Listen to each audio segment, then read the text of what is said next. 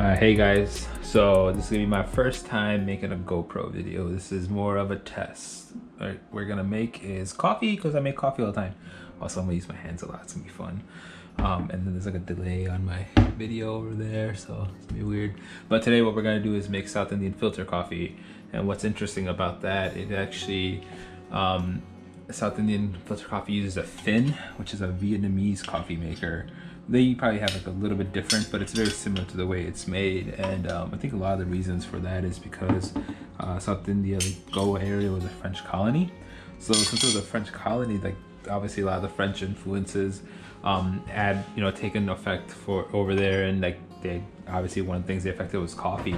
And what's very interesting about that is that Vietnam was another French colony, and they drink a very similar coffee. It's Robusta beans, not the Colombia beans which we normally use. I think get that in a little bit more later. And they add chicory in there. So chicory is like a little bit earthy root flavor that they add in the coffee, and like it's a way to kind of like, you're not doing 100% coffee, which costs a lot of money. The chicory will cost a little bit more.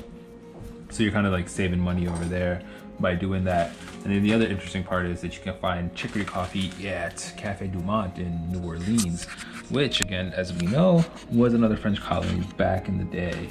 And now obviously it's an American thing, but all those three French colonies has chicory coffee made with Robusta beans that are made in a phin, and the way you drink it is with a lot of milk. So I find that very interesting, because like how all these cultures kind of have some similarities, and that's the same reason banh mi and po' boys are very similar.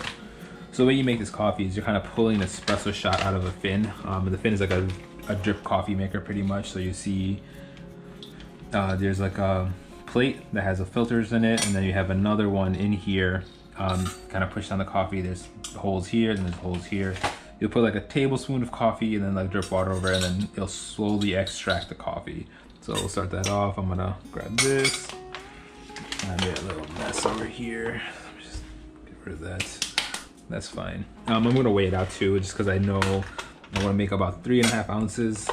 Pull that much of a shot out, and that kind of gives me a good amount of shot. I might just do that much for now, because I don't want to overpower it. And I'm gonna do like a cup of milk and then make it that way. So I'm gonna grab a tablespoon of coffee. I'm a big coffee snob, I guess, because I have like all this stuff over here. But in reality, like, I don't know if it makes that much of a difference. You have to be a really big flavor snob to get it. Coffee beans do make, like, different coffee beans do have different tastes. So depending on what you like, I'm gonna try adjusting this so you guys can see everything that I'm doing. This is a good side. So coffee beans do have like a different flavor depending on what you're using. I mean, I'm using Tallahassee right now. That is different. So like coffee beans matter.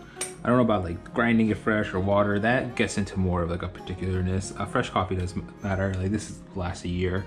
I think most people drinking this coffee will say that it works. So what I'm gonna do is put this coffee in there, about a tablespoon. I have it evened out, and then I'm gonna put this in. I'm not gonna push it too hard.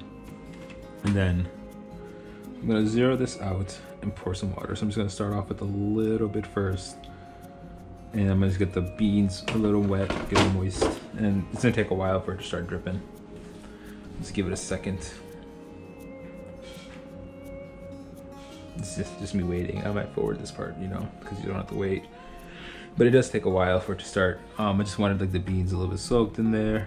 And then I'm gonna pour the rest of it. So I got one ounce. I'm gonna just pour in the rest, so about 3 ounces. That way we can pull, like some of the water will get pulled in by the beans, so you're not gonna get a whole 3 ounces through, and it's gonna take a while. So I'm just gonna wait. So I'm just gonna pause it right now. I'll let it drip. Once it starts dripping, I'll make a record, and then I'll start warming up the milk once I think about halfway through. All right. And it's a weird angle that I'm going at.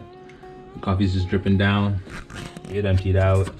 And this is gonna be like a very concentrated espresso shot. So what I'm gonna do next is start warming up some milk in a little pot. Let me readjust mine in there. I'm just gonna put like a cup of milk, and we're just gonna bring this up to a boil.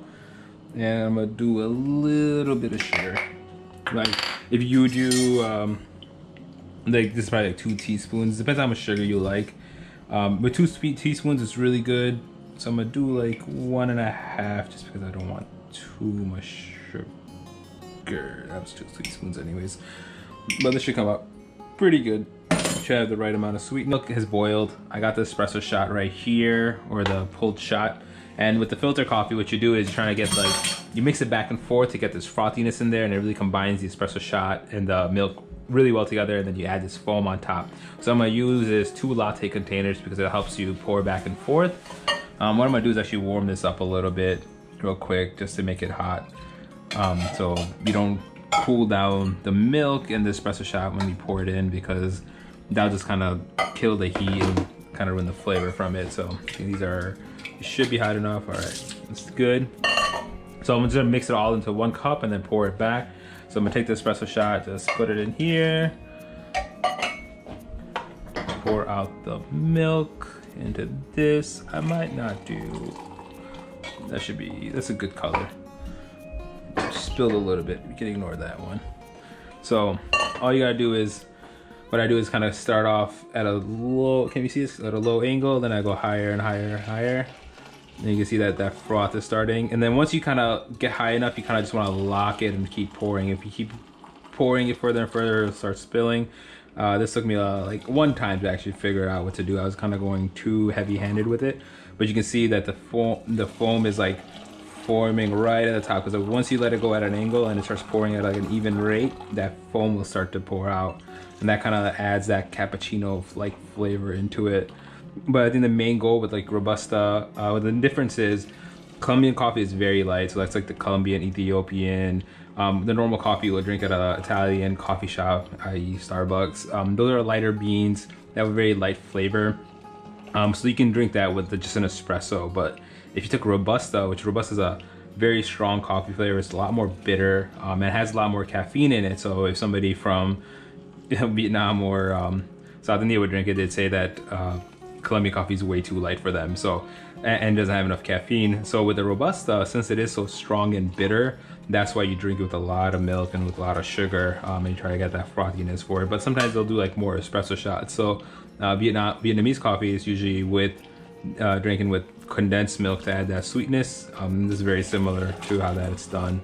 Now, funny thing about this technique is in Malaysia they drink tea tarik, which they mix with condensed milk and a very bitter black tea in the same way that Vietnamese would drink it. So that's another, and they use the same technique as this to pour it back and forth to get that frothiness. So I think this is pretty much ready to go. So I'm gonna grab this cup and I can just pour it here. And I'm gonna get a little, so it's a little bit hard to get that foam on top for these. I guess I don't want it to spill. You see the little foam? Let's pour that right on top. And bam, here. You see it? Got South Indian filter coffee. Let me give it a taste. Has that strong bitterness, really frothy milkiness. I could do more sugar in this to kind of give that sweetness, but it's a very nice flavor from the chicory and that strong coffee. I know it's gonna keep me up all night. Thanks for joining me on my first coffee GoPro video. Let's see how it sounds when I edit it together. Thank you.